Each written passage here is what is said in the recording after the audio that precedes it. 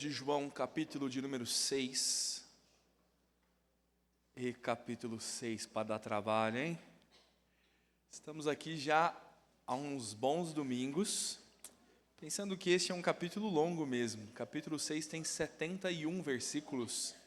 Com a graça de Deus, daqui a 2 semanas nós concluiremos, uma vez que semana que vem não sou eu o pregador. Mas João, capítulo 6, dos versos 41 ao verso 58, o texto vai nos mostrar a repercussão do ensino de que Jesus é o pão que vem ao mundo e que dá vida ao mundo. Qual é a reação daqueles que ouvem o ensino de que eu sou o pão que desceu dos céus? Os versos 41 a 58 vão nos narrar isso.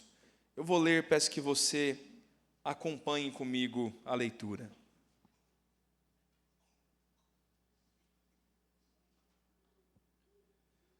Murmuravam, pois, dele os judeus, porque dissera: eu sou o pão que desceu do céu. E diziam: não é este Jesus, o filho de José? Acaso não lhe conhecemos o pai e a mãe? Como, pois, agora diz: desci do céu?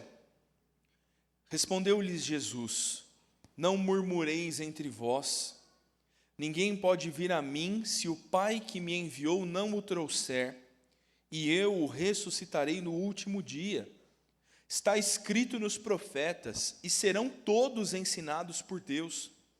Portanto, todo aquele que da parte do Pai tem ouvido e aprendido, esse vem a mim. Não que alguém tenha visto o Pai, salvo aquele que vem de Deus, este o tem visto. Em verdade vos digo, quem crê em mim tem a vida eterna. Eu sou o pão da vida. Vossos pais comeram o maná no deserto e morreram. Este é o pão que desce do céu, para que todo o que dele comer não pereça. Eu sou o pão vivo que desceu do céu. Se alguém dele comer, viverá eternamente. E o pão que eu darei pela vida do mundo é a minha carne. Disputavam, pois, os judeus entre si, dizendo: como pode este dar-nos a comer sua própria carne? Respondeu-lhes Jesus: em verdade vos digo, se não comerdes a carne do Filho do Homem, e não beberdes o seu sangue, não tendes vida em vós mesmos. Quem comer a minha carne e beber o meu sangue tem a vida eterna, e eu o ressuscitarei no último dia. Pois a minha carne é verdadeira comida, e o meu sangue é verdadeira bebida. Quem comer minha carne e beber o meu sangue, permanece em mim, e eu nele. Assim como o Pai que vive me enviou, igualmente eu vivo pelo Pai. Também quem de mim se alimenta, por mim viverá. Este é o pão que desceu do céu, em nada semelhante ao que vossos pais comeram e contudo morreram. Quem comer este pão viverá eternamente. Essas coisas disse Jesus enquanto ensinavam na sinagoga de Cafarnaum. Vamos orar mais uma vez, irmãos. O Senhor misericordioso, nós mais uma vez nos apresentamos, rogando, Senhor, por santa instrução. Tua palavra pode produzir em nós vida, tua palavra pode nos conduzir a Cristo, nos tratar os pecados na redenção que temos em Jesus. Tua palavra pode nos santificar, nos exortar a viver piedosamente, pode nos ensinar a viver. Oramos, Pai, porque nós não somos suficientes para entender a tua palavra. Senhor, nós somos confiados demais na nossa sabedoria. Nós nos escandalizamos com facilidade quando a Escritura nos confronta nos nossos pecados. Se o teu Espírito nesta noite não nos abrir o coração, nós não entenderemos. Se o teu Espírito não nos convencer do pecado, nós não nos arrependeremos. Portanto, oramos pela ação do Senhor em nós, nos ensinando e transformando. É o que nós pedimos em nome de Jesus. Amém. Irmãos, este texto do Evangelho de João, tal como toda a Escritura é muito necessário, tal como toda a Escritura é importante, essencial à nossa vida, mas parece que este trecho do Evangelho de João toca particularmente um brasileiro guarulhense. Porque, meu irmão, são tempos de muita gente ofendida por aí. São tempos, meu irmão, que nós vivemos, e o nosso contexto é desses, em que qualquer coisa ofende alguma pessoa. Se você usa um termo para se referir a negros, alguém vai dizer que negro é errado. Se você diz afrodescendente, eles vão dizer que tem que chamar de preto. Ué, me chama de Lucas. Sou preto aí. Preto demais para ser branco, branco demais para ser preto. E dependendo do que eu te responder, aí você vai ficar ofendido e vai dizer que é racismo inverso. Tempos difíceis. Tempos, meu irmão, que dizer olá senhora, olá senhorita, pode te render cadeia. Você não respeitou o pronome da pessoa. Meu pronome é elo, delo. A turma dá uma amassada no português, né? Meu irmão, tempos em que não só estas ofensas escandalosas são, mas tempos em que exortar os crentes a dedicar-se no dia do Senhor ao Senhor escandaliza.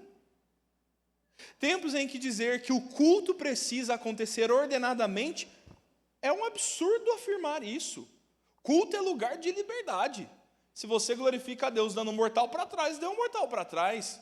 E eu dizer a você que você precisa de ordem e decência para servir a Deus porque Deus é organizado, ofende.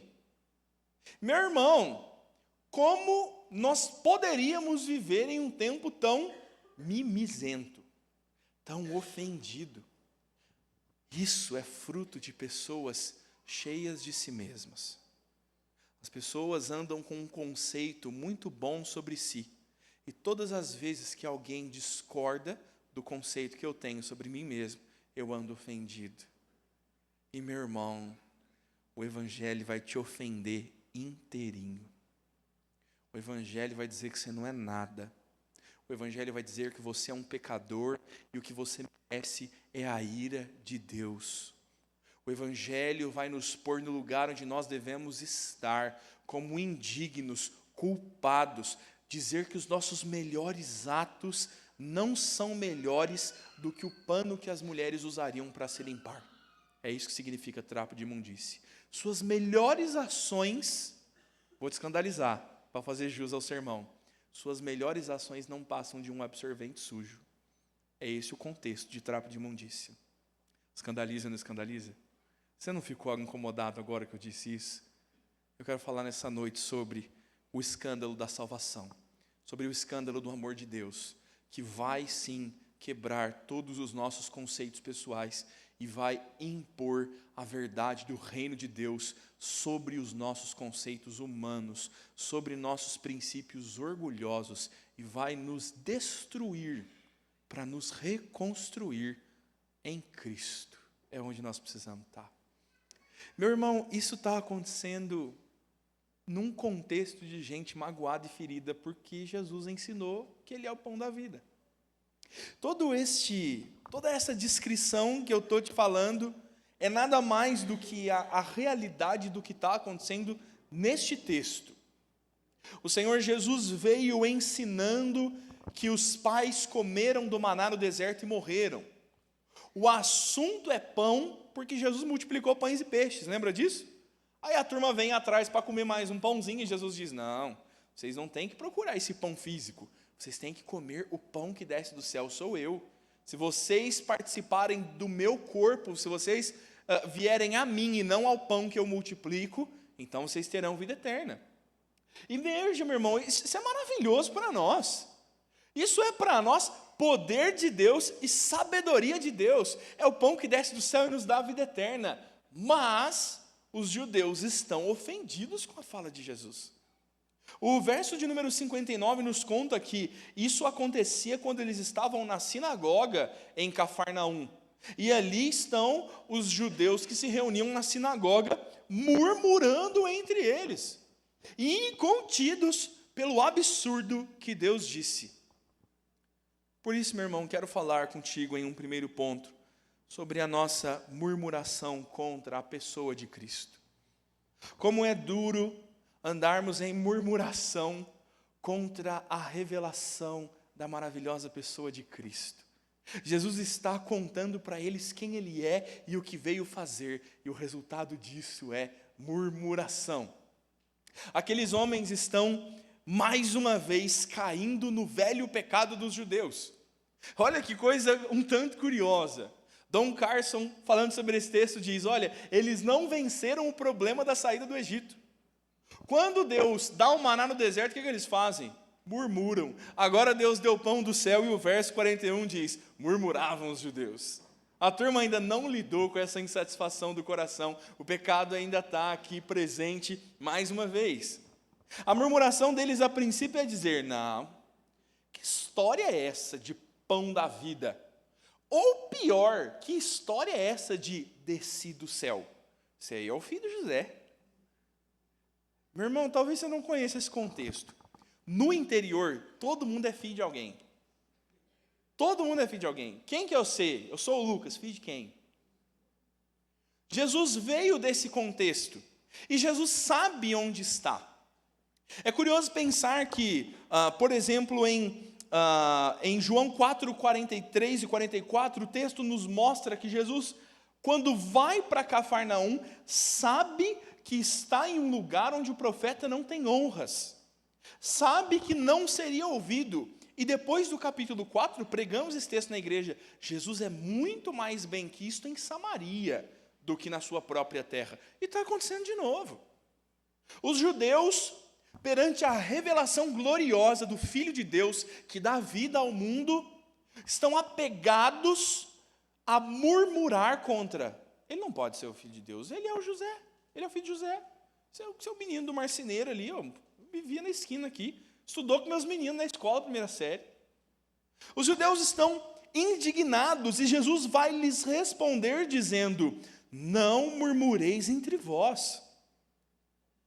O Senhor Jesus está explicando a eles que talvez essa falta de compreensão, essa má inclinação da murmuração destes homens, é porque eles não fazem parte do corpo de Cristo, porque eles não são parte do povo de Deus. Jesus vai nos dizer no verso 44, ninguém pode vir a mim se o Pai que me enviou não o trouxer, e eu o ressuscitarei no último dia. Como está escrito, os profetas serão todos ensinados por Deus, portanto, os que da parte do Pai têm ouvido e aprendido, estes vêm a mim, não que alguém tenha visto o Pai, salvo aquele que veio dele. Jesus está respondendo dizendo, vocês não me reconhecem, porque vocês não vêm da parte do Pai. Vocês não me reconhecem porque vocês estão cheios de um conhecimento de si mesmos, cheios do seu conceito judaizante, das suas tradições e religião vazia, a ponto de não perceber a chegada do Messias e o cumprimento das promessas. Mas a todos aqueles que estão em Deus, que o Pai os traz, o meio pelo qual o Pai os atrai e os arrebata é ensino. Veja, está escrito nos profetas, serão todos ensinados por Deus, e aqueles que ouvem o ensino de Deus, vêm até Cristo. Aqueles que ouvem o doce ensino da palavra, reconhecem a pessoa de Cristo, e não andarão murmurando contra os ensinos de Jesus, mas vêm até Ele aprender dele. E Jesus chega a dizer que aqueles que estão com Ele, estão com o Pai. Ninguém jamais viu ao Pai, senão aquele que veio dele, o próprio Jesus. Estes, meu irmão, que estão submissos ao ensino da palavra, estes que humildemente são atraídos pelo Pai e ensinados por Ele, estes estão em plena comunhão com Jesus. Estes não andam murmurando como os judeus que estão brigando pelos seus próprios conceitos. o Senhor Jesus vai ensinar a eles dizendo: em verdade vos digo, quem crê em mim tem a vida eterna. Mediante toda a murmuração daqueles homens, é como se Jesus estivesse ensinando mais uma vez. Vejam, vocês não creem no que eu falo, porque vocês não aprendem de Deus e não são atraídos pelo Pai. Vocês rejeitam e negligenciam os ensinos do Pai. Mas se é que eu posso ensinar-lhes mais uma vez, eu sou de fato o pão da vida. Quem crê em mim tem a vida eterna. Jesus diz mais uma vez, pacientemente, o mesmo argumento que usou no último sermão que nós pregamos. Vossos pais comeram do maná e morreram, mas aquele que comer a minha carne, porque eu sou o pão que desceu do céu, este não morrerá, este viverá eternamente. Eu darei a minha vida pelo mundo, eu verterei o meu sangue, a minha carne será esmagada pelos pecados de vocês, e quem tiver parte na minha carne, este sim viverá eternamente. Aí, meu irmão, arrepia, né? Parece que nesse momento talvez Jesus fosse dar uma outra explicação, apaziguar as coisas, andar em um ensino talvez paralelo, um pouco mais judaico. Talvez Jesus aqui estivesse preocupado em não causar escândalo, em ganhar eles pelo ouvido, em dizer algumas palavras que fossem mais doces e amáveis. E Jesus responde dizendo: vocês não entendem porque vocês não estão no Pai. É isso mesmo, eu sou o pão do céu, este pão é a minha carne, quem come de mim viverá eternamente. Este é o escândalo que vai causar murmuração naqueles que não reconhecem a revelação de Cristo, naqueles que não reconhecem a pessoa de Deus como verdadeiro e poderoso Deus. E nós corremos o risco, meu irmão, de ainda hoje andar resmunguentos por aí. Murmuração é isso aqui. Murmuração é conhecermos a Cristo e andarmos resmungando por aí, que Jesus não é tudo aquilo que eu esperava. É andar por aí pensando que as minhas expectativas sobre Jesus eram outras coisas. As minhas expectativas sobre Jesus é que me curasse aquele marido problemático lá de casa que me dá dor de cabeça. E Jesus não fez. Eu pensei que o dia em que eu tivesse Jesus, eu nunca mais seria assediado pelas tristezas do meu coração que me deprimem. Mas Jesus não fez nada, não. E, meu irmão, talvez nós precisemos nos humilhar e abrir mão dos nossos próprios conceitos sobre quem Ele é ou quem Ele deveria ser, para entender o ensino dele mesmo sobre quem Ele é. Qual de nós pode dizer a Cristo o que Ele deveria ensinar, o que Ele deveria ser? Qual de nós poderia altivamente se erguer no seu coração e dizer que Jesus não tem autoridade para ensinar o que está ensinando? É isso que os judeus fazem. Os judeus estão dizendo: esse homem fala besteira, ele é o filho de José, ele não é quem diz ser, ele não pode ser o Redentor.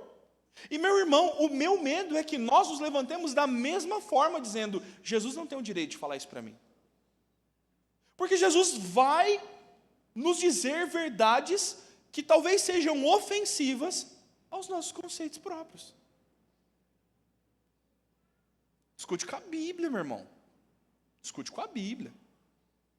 Jesus vai dizer para você que casamento enxugo desigual é pecado. Fica com raiva de mim. Discute com a Bíblia. Jesus vai falar para você que o problema do perdão é um problema seu e não do outro. Ofende, né? Mas, Senhor, foi a minha esposa que me chamou de gordinho. Aí eu ofendido, né? Foi ela que falou. E Jesus disse: tá bom, então perdoa ela 70 vezes 7. É ofensivo isso, né? É doloroso nos colocar sobre verdades bíblicas que confrontam os nossos pecados. Quando Deus está dizendo: campeão, sabe esse divórcio aí que você quer? Você aí não pode, não. Desse jeito aí que você quer? Desse jeito que você quer, não pode, não. Ofende. Jesus nos mostrando que nós não somos tão bons assim. Ofende, meu irmão. E nós precisamos nos pôr na Escritura para entender que se nós não virmos atraídos pelo Pai e ensinados por Deus, nós vamos andar como os judeus murmurando, porque como os judeus pensavam ser superiores a Cristo, eu e você corremos o risco de negar as mais puras verdades, pensando que nós temos algum ensino melhor do que Jesus. Você precisa se humilhar para aprender do Pai. Você precisa se humilhar para aprender de Deus e encontrar verdadeira vida no Filho. O consolo nisso tudo, meu irmão, é pensar que é Deus quem traz, né? É pensar que olhar para a desgraça de quem eu sou, esse coração podre, esses pensamentos torpes, o consolo é pensar que é o Pai quem nos atrai ao ensino. É o Pai quem nos alcança na sua misericórdia. Porque se não fosse o Pai, meu irmão, eu não sei onde eu estava não. Estava em algum lugar descaminhado pelas minhas vontades pecaminosas. Mas o Pai nos alcança com graça e misericórdia. Somos atraídos por Deus e ensinados por Ele. Isso é consolo no nosso pecado. Isso é consolo no nosso sofrimento. Isso é consolo aos eleitos, meu irmão. Se o Senhor te chamou à salvação, Deus não vai deixar você viver em pecado, Ele vai te trazer. E no final das contas, todo arminiano é calvinista. Porque todo crente brasileiro tem um sólido conceito de que Deus vai trazer, pelo amor ou pela dor. É ou não é? É uns arminianos tão calvinistas, né? Deus nos atrai, meu irmão, graciosamente. E Deus nos trará até a pessoa de Jesus. Deus nos trará até o Cristo, para nós nos encontrarmos com Ele, vê-lo e nos encontrarmos com o Senhor, na pessoa de Jesus. Poder gozar e desfrutar de doce vida eterna daqueles que comem do corpo de Jesus. Veja, meu irmão, que não só murmuração é o problema, mas o verso 52 em diante vai nos falar também da discussão. Existe uma disputa a respeito da salvação.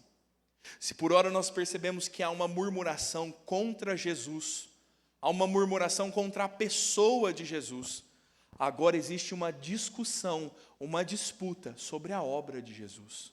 Há uma discussão sobre a salvação que Ele opera. O verso 52 fala que os judeus disputavam entre si. A ideia aqui, meu irmão, é que o pau comeu mesmo, viu? A coisa está feia lá. A ideia de disputa aqui é uma ideia de lutar ombro a ombro, não é coisa simples não, havia uma certa dissensão ali entre os judeus por causa do que Jesus vinha falando. É como se os judeus confrontassem dizendo, como assim, você é o filho de José? E Deus falasse, é isso mesmo, eu sou o pão que desceu do céu. Aí botou fogo no parquinho, meu irmão. Aí a disputa se acirrou. Veja qual é a questão desses homens no verso 52, como ela muda agora. Como pode este dar-nos a comer a sua própria carne? Mas que história é essa que nós vamos comer a carne dele? Os estudiosos que eu tive a oportunidade de ler preparando esse sermão me dizem que muito provavelmente ninguém entendeu isso aqui literalmente. É muito absurdo que esses homens estejam falando literalmente indignados e estejam pensando que o ensino de Jesus é literal do comer parte do seu cadáver quando morrer. O que esses homens estão fazendo é apelando para o argumento do absurdo, tentando descredibilizar Jesus, dizendo que absurdo comer carne. Mas todos eles entendem que Jesus não está falando de algo literal. E então, quando a discussão é agora mais grave do que uma mera murmuração, agora é uma disputa, um verdadeiro debate. Olha como Jesus põe um pouco mais de lenha na fogueira. Jesus diz, em verdade vos digo, se não comerdes a carne do Filho do Homem e não beberdes o seu sangue, não tendes a vida em vós mesmos. Quem comer a minha carne e beber o meu sangue tem a vida eterna, eu o ressuscitarei no último dia, pois a minha carne é verdadeira comida, e o meu sangue é verdadeira bebida. Quem comer a minha carne e beber o meu sangue, permanece em mim e eu nele. Bom que a gente vê como Jesus arrefeceu e resolveu o problema, né? Jesus falou, é isso aí. É esse escândalo que te ofende, isso é o meu sacrifício de amor. Eu vou não só partir a minha carne em favor de vocês, não só a pele do meu corpo será fendida pelas armas dos romanos por causa de vocês, mas meu sangue será derramado, e vocês beberão do meu sangue. E se vocês não comerem a minha carne e não beberem o meu sangue, vocês não têm a vida eterna. Eu não permaneço em vocês, eu não tenho parte com vocês. Agora, meu irmão, Jesus acabou de incendiar o negócio, né? É curioso pensar que Jesus ainda não está falando da ceia. Ainda não. A instituição da ceia é clara lá no final da narrativa, quando Cristo está na noite anterior pronto a ser entregue pelos traidores. Jesus ainda não está instituindo a ceia do Senhor. É certo que essa já é uma referência. É certo que este já é o ensino que compõe as profecias messiânicas do Antigo Testamento, daquele que seria transpassado, moído, pisado, a sua carne despedaçada. Daquele que teria sangue vertido como cordeiros que tinham sangue passado no umbral das portas para a remissão de pecados. É certo que o conceito já está aqui, mas o que Jesus está em suma chamando a atenção deles é para a participação da sua morte. Jesus está chamando a atenção deles para um relacionamento íntimo. Jesus está mostrando para eles que, apesar de a lei de Moisés proibir o consumo de carne humana, proibir o consumo de qualquer tipo de sangue, não se trata desta vida física e literal. Veja, meu irmão, o verso de número 54 tem a mesma descrição do verso de número 40. Os versos são um tanto semelhantes, um tanto parecidos. E qual é a grande distinção desses dois versículos? É que no verso 40 o argumento de Jesus é: aquele que vier ao Filho do Homem e vir e crer. E agora no verso 54 ele está dizendo: aquele que vier ao Filho do Homem e comer e beber do seu sangue. Quem vê e crê é semelhante a quem come e bebe do seu sangue. Quem vê e crê é fruto, ou recebe o fruto da mesma obra que é vida eterna daquele que come e bebe de seu sangue. Jesus está fazendo uma comparação. Jesus está usando de um simbolismo para falar a estes homens, mostrando que comer e beber da sua carne, participar do seu corpo, é o mesmo que olhar para ele e crer nele. Que este relacionamento se dará em intimidade, não como um outro profeta a ser crido, não como um outro mestre a ser seguido, mas como alguém que será visto e crido de forma tão profunda que ele será o próprio sacrifício, corpo do qual comemos, sangue que será vertido. Jesus está mostrando que ver e crer nele é descobrir que ele é aquele que será entregue em nosso lugar. E os judeus agora estão sendo postos diante da realidade de que Cristo é o Cordeiro de Deus que tira o pecado do mundo, de que Cristo é o sacrifício e o sacerdote, de que na pessoa dele todas essas coisas serão resolvidas. A conclusão de Agostinho de Hipona sobre este texto é: creia e você come. Não é literal. Agostinho de Hipona está dizendo: todos aqueles que creem em Cristo recebem pela fé o seu sacrifício. Creia nele e assim você come do seu corpo. Quando Jesus vai instituir a ceia, tudo isso vai ficar muito mais claro. Tudo isso vai receber amplitude e profundidade. As coisas vão ficar muito mais bem descritas.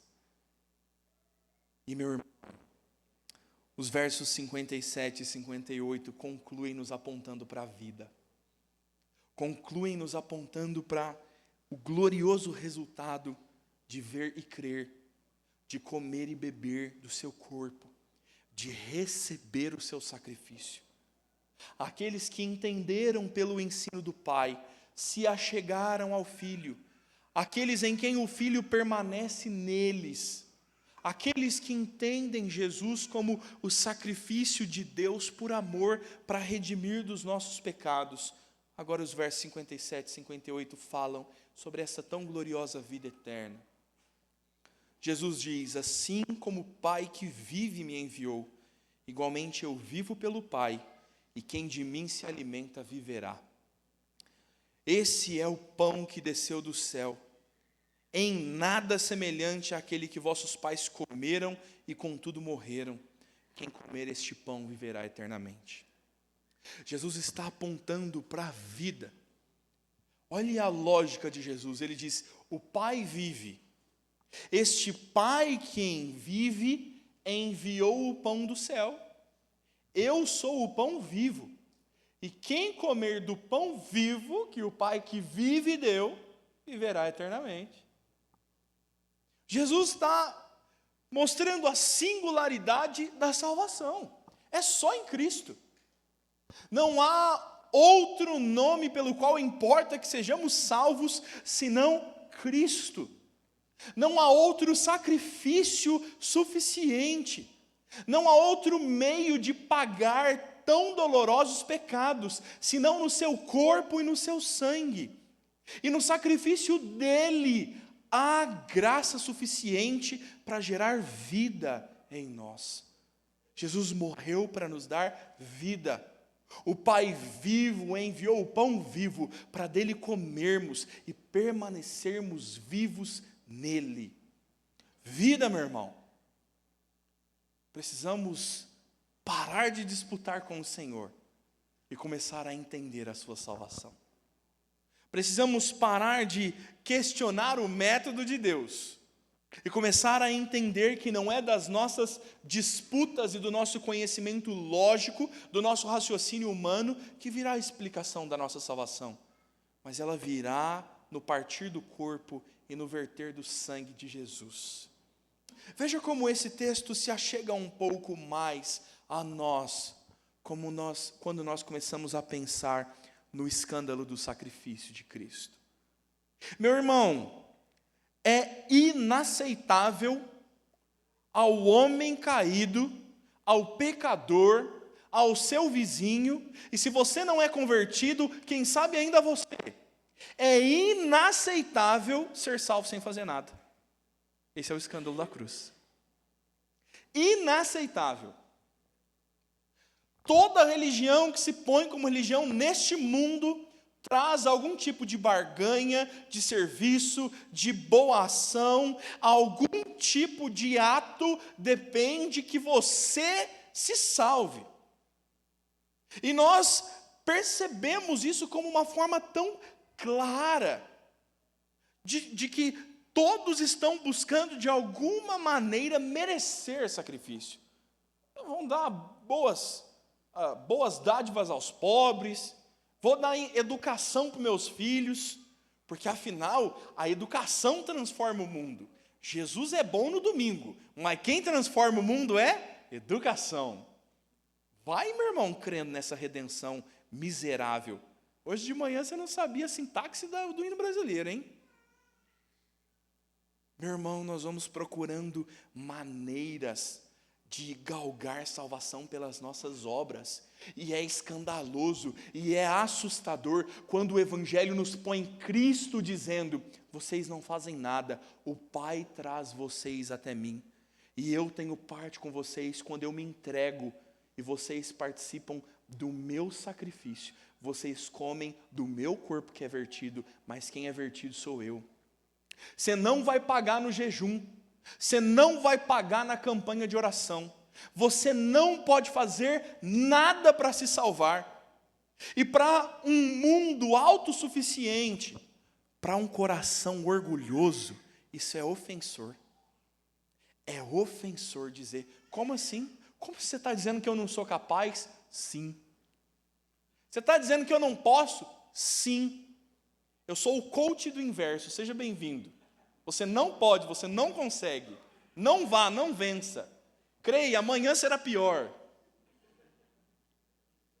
Você não vai, meu irmão. Esse é o escândalo da cruz de Cristo. Loucura para os judeus. Judeus pedem sinais. Os gregos buscam sabedoria. Nós pregamos Cristo crucificado. E não há outro jeito de ser salvo, senão nessa escandalosa perversão da razão humana. Deus está impondo o seu meio, o seu método, dizendo, vocês serão salvos no meu corpo entregue por vós. Se vocês não crerem em mim, se vocês não crerem em Cristo, não tem outro jeito de ser salvo. Meu irmão, você precisa se despir das suas armas e aceitar salvação graciosa. Você quer ver como o nosso orgulho é soberbo? Claro que o nosso orgulho é soberbo, mas o nosso orgulho e a nossa soberba são sorrateiros. Quer ver como é que essa salvação pelos nossos méritos é sorrateira? Você peca, você está arrependido de fato, você ora e pede perdão ao Senhor, mas você continua magoado, você continua entristecido. E aí você diz a seguinte frase assim, ó: tudo bem, pode ser que Deus me perdoou, mas eu não consigo me perdoar. Quem disse que você tem que perdoar alguma coisa? Quem é você para se perdoar? Isso aqui, meu irmão, soa como falsa modéstia. Parece que a gente é assim, tão contrito. Mas sabe o que é isso? Você está dizendo assim, ó, eu queria poder fazer alguma coisa para me salvar. Eu queria poder fazer alguma coisa para eu me sentir justificado. Mas eu sou obrigado a me humilhar, porque eu não posso fazer nada, só depender de Jesus. O que eu estou te dizendo nessa noite, meu irmão, é que é bom depender de Jesus, e Ele é suficiente. É bom depender de Jesus e tomar parte no seu sacrifício, porque Ele verteu o precioso sangue para a nossa salvação, e isso basta. E nós podemos nos despir da nossa sabedoria e dos nossos atos religiosos, como gregos e judeus, e aceitarmos a doce salvação ofertada em Cristo. A verdade essencial desse texto, meu irmão, é que quem de mim se alimenta, por mim viverá, diz Jesus. Essa graça. Aqueles que comem do corpo de Cristo, estamos pensando nisso não como a ceia simplesmente, mas aqueles que recebem o sacrifício do Senhor Jesus, pela graça. Jesus diz, eu permaneço neles e eles permanecem em mim. É o ensino da Escritura. Quando nós recebemos o sacrifício de Cristo, há comunhão entre nós e Jesus. Há um relacionamento que antes estava quebrado, nós éramos inimigos da cruz, filhos da ira, mas agora em Cristo existe boa comunhão. E Jesus está dizendo, você que vive no meu sacrifício, você que confia no que eu fiz por você que não podia fazer nada, se você come do meu corpo, se você confia no meu sacrifício, quem se alimenta de mim, por mim viverá. A tua nova vida é por Ele. É Ele quem vai te dar condições de viver uma nova vida no sacrifício dEle. É Ele que vai te dar uma finalidade para viver. A gente às vezes, meu irmão, patina em coisas muito distantes, quando as verdades essenciais do Evangelho nos dão o suficiente. É o sacrifício de Cristo que dá sentido à vida. É o sacrifício de Jesus que nos nutre diariamente. É aqui que você encontra força e vigor para a tua vida, não na sua semana de férias. É isso aqui que recarrega as baterias deste coração cansado. Não é uma noite de maratonar Netflix. Não é isso que te descansa. É isso aqui, ó. O que te dá condições de lidar com teu marido difícil lá, que eu falei no começo, é isso aqui, ó. É Jesus. Quem está com Cristo, vivendo em boa comunhão, por Ele viverá. É Ele quem vai te suprir. Lembre-se, quem comeu o maná do deserto morreu, é só aqui que tem vida boa e duradoura. O Senhor Jesus está te chamando para viver um relacionamento, meu irmão. Só desse jeito você vai conseguir viver o dia mal. Só assim você vai passar pelas tuas provações e as tuas crises sem apostatar do Evangelho, porque você faz parte, você tem parte no sacrifício de Jesus, você tem parte no que Ele fez por você. Só assim que você vai continuar crente no dia bom, quando o teu celeiro estiver cheio, quando a tua família tiver a roda da mesa, só vivendo na dependência de Jesus, você vai se lembrar de que tudo isso é pela graça, que se fosse por você não merecia nada. Isso aqui não é um ato pontual da nossa salvação, isso aqui é a santificação e a perseverança dos santos. Deus vai trabalhar em nós dessa forma, quem de mim se alimenta, por mim viverá. O Verbo se tornou carne, e essa carne agora deve ser comida, e todo aquele que come viverá eternamente com Cristo. Entenda isso, meu irmão, nos dias de vida e nos dias de morte. Entenda isso para os efeitos físicos e espirituais, para os problemas imediatos e também para aqueles que são mais distantes. Cristo é suficiente e só Ele pode ser suficiente em momentos de necessidade como esses. Sendo assim, meu irmão, deixe eu perguntá-lo. Você entendeu que Jesus morreu por você e não precisa fazer mais nada? Você entendeu que quem paga pelo teu pecado é Jesus? Você precisa entender isso para viver eternamente. Você precisa entender isso para não temer a morte e entender que morrer é abrir e fechar de olhos. Jesus é o pão vivo que desceu dos céus. É Ele quem teve o corpo partido para que o meu corpo não fosse partido. Eu tomo parte no sacrifício dele. Pelo que ele fez, eu sou salvo. Esse é o Evangelho. O que você precisa para ser salvo, meu irmão? Crer em Cristo. Abandonar os teus pecados. Se alimentar dele e viver por ele. Você já é salvo, meu irmão? Você já entendeu isso há 30 anos atrás? Então vive. Para de se justificar. Para de andar em busca de bons atos que vão resolver os teus problemas. Aprenda de Jesus e viva o ensino de Jesus. E meu irmão, é escandaloso ser crente, viu? Você quer escandalizar o mundo? Viva biblicamente. Você quer escandalizar? Viva biblicamente. Você não precisa expressar as suas opiniões, porque a nossa boca é meio torpe, né? A gente não sabe falar como convém. Cita a Bíblia. Quer ser odiado? Cite a Bíblia. Quer que as pessoas murmurem e disputem contra você? Fale como Jesus. Duro isso, né? Mas gracioso isso. O Senhor Jesus passou por todas essas coisas para nos ensinar como viver. Não negocie a tua vida piedosa com Jesus, meu irmão. Ainda que isso cause escândalo, murmuração e disputa, viva uma vida fiel no Evangelho. Jesus te salvou para viver por Ele, não para ficar negociando salvação com esse mundo perdido. As pessoas precisam de Cristo. Você não precisa negociar a mensagem do Evangelho, você precisa anunciar a redenção. Você não precisa de um Evangelho mais atrativo. A gente não precisa pôr luzes coloridas na igreja para atrair os jovens. Isso eles têm na balada. A gente precisa que os jovens entendam Cristo. Cristo somente. É isso que nos basta. Vamos orar, irmãos.